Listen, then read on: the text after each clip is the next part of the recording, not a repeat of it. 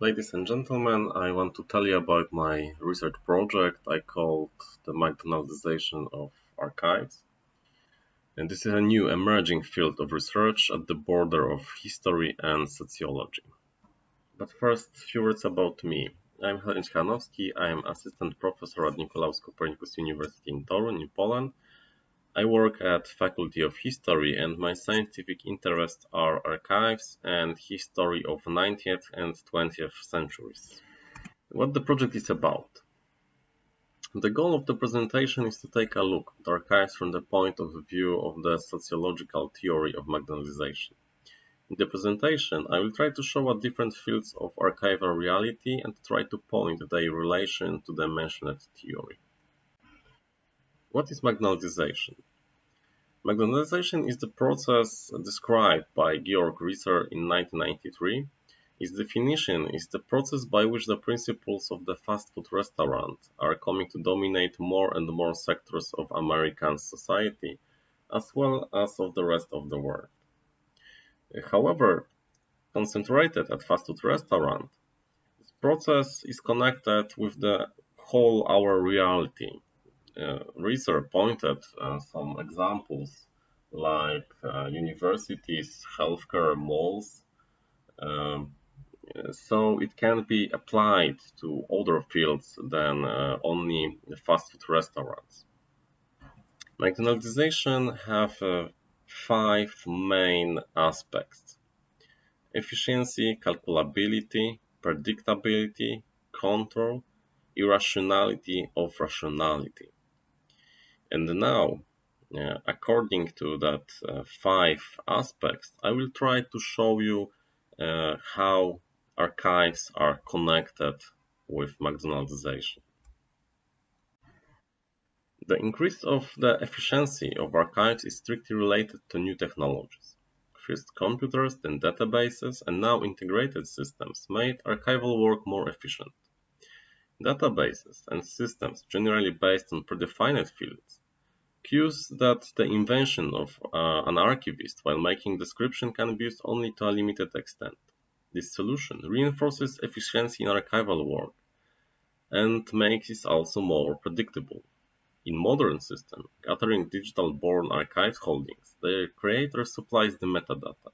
That makes archival work more efficient because archivists do not need to create many pieces of information about holdings provided by them in the traditional system of archival description. Over the last years, the most important aspect of efficiency is the online availability of archival holdings. Access to archives via the Internet is the fastest and most comfortable way to obtain holdings. At the same time, users can search in institutions such as the Globe and use many more items than during a personal visit in the reading room. Furthermore, it is much more inexpensive than the traditional way. The growth of efficiency is also related to archival websites, which are probably the most efficient way to deliver information to you. Calculability is probably the most surprising point on that list, because archives are not considered to be much quantified. However, in a closer look, there are many areas where calculability is essential. Their supervisors account artists from how many searches, controls, or items descriptions they made.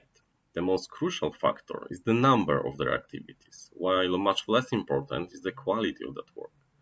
It must be pointed out that domination of quantity over quality is a problem not only in archives but also in administration as a whole. Predictability. Probably the first step on the way to rationalization of archives was made in the 19th century, when two first generally accepted principles to rule the archival arrangement and description were invented.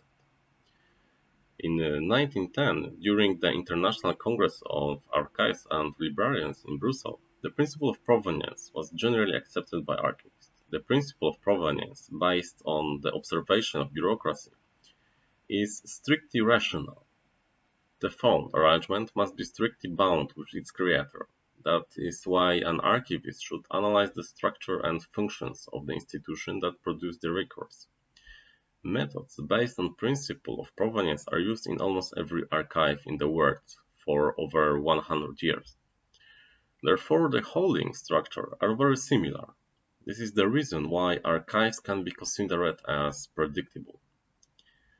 The predictability of the archives is even higher since the archives began to use international standards of archival description, because users not only know how archival holdings are structured, but also what information then they can find and, of course, where. That grants them some certainty that they know how to find relevant information, even if they do not know or know only a little the local language or history. Predictability is also connected to the access paradigm. Access granted to all users at the same rule, no matter who or where wants to use archival holdings, makes archives predictable. Users can anticipate how they will be treated in archives of different countries, no matter where they go. Of course, this is only a general directive, and the detailed rules of access procedure will be different in each country, but within the paradigm. What about the control? Every or almost every archive has its regulations for users determining the way how they can get archival materials interesting to them and the behavior in the reading room. Mentioned regulations determine as well the actions and the scope of the assistance of archivists working at the first line in archives. These rules are generally soft, but they give archives tools to control users and workers. The user must fulfill some documents to obtain archival holdings, and the archivist must give them the necessary information, check whether the user done the bureaucracy, and give him ordered materials. Limited is also the choice of form in which users want to use materials, because archives prefer to share digital copies. The element of control archives are also integrated systems giving tools to control the work of archivists in real time. For example, in the Polish system called Zosia, a system head of the department, director, and also the head of state archives have an opportunity to control the work of every single archivist. Management sees not only the number of records made every day, but also read and even correct them. But what about the irrationality of rationality? The most important irrationalities in archives are related to dehumanized new technologies, like integrated systems. Archivists are bound by technological measures to induce specific behavior. In their work, they can choose only the options provided by the system, which makes their ability and knowledge less important than in the past, especially when the system contains predefined fields. Online access to archives is the source of next irrationality. Technical measures delivered to users to give them access to archival holdings are dehumanized. They are reducing an essential aspect of archival work, contact with other people. Pieces of information obtained during talks with archivists and other users were sometimes as important as finding aids. They were also a part of so-called archival life, non-professional but significant to research information flow.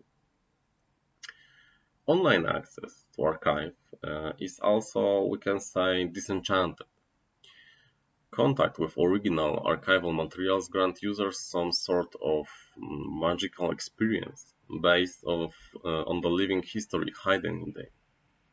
Digital copies delivered to users faster and in much larger quantities do not give the same experience because they do not have this historical dimension.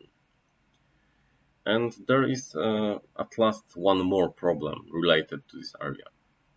Archives concentrated on quantity, not on quality, delivered to users a piece of incomplete information which made searched information less relevant. If at the same time, because of big traffic, response time is getting longer, the whole reason of system existence is denied. So let's make some recapitulation. During the last 200 years, there were many fields in the development of archives connecting them with McDonaldization. This social process gave archives many benefits. They are wider open on society, more efficient and predictable, what gives users more opportunities to use archival holdings across the world. At the same time, The changes mainly related to new technologies make archives irrational. Archival work is dehumanizing, and they lack their magic. Of course, this was only some examples of the connections of archives and McDonaldization, because this was only a first look on archives from that perspective.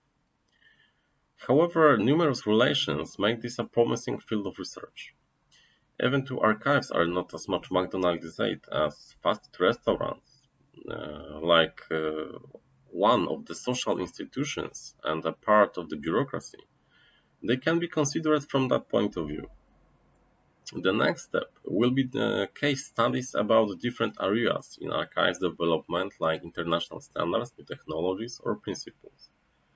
They will be considered on the background of various countries across the globe to make a more comprehensive picture of the changes in archives that took place in the 19th and 21st centuries. A broad look at the archives is necessary to describe the trends resulting from globalization, of which McDonaldization is a part. This is essential to describe possible differences in the McDonaldization of archives in a different part of the globe. Though McDonaldization is a global trend, different countries are at a different stage of it. Some of them and some archives are probably still traditional in many ways, so it is essential not to lose them from view. Thank you for your attention. If any one of you will be interested in my research project, I encourage to contact.